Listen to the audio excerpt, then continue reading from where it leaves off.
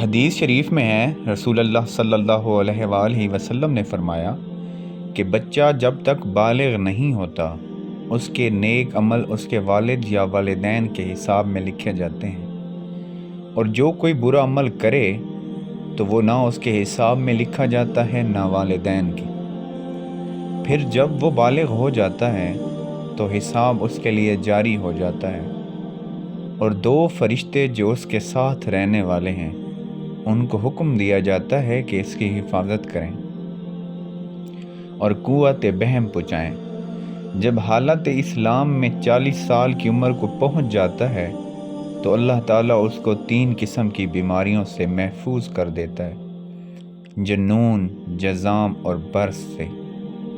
اور جب 50 سال کی عمر کو پہنچتا ہے تو اللہ تعالیٰ اس کا حساب ہلکا کر دیتے ہیں۔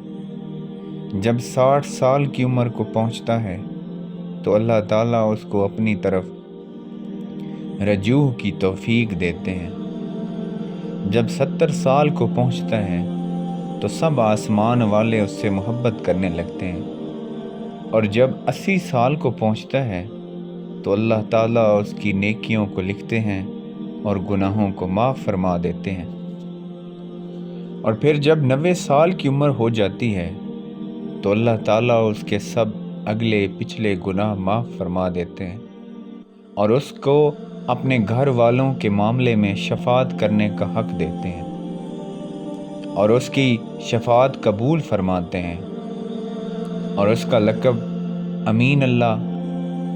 اور زمین میں اللہ کا قیدی ہو جاتا ہے، کیونکہ اس عمر میں پہنچ کر عموماً انسان کی قوت ختم ہو جاتی ہے،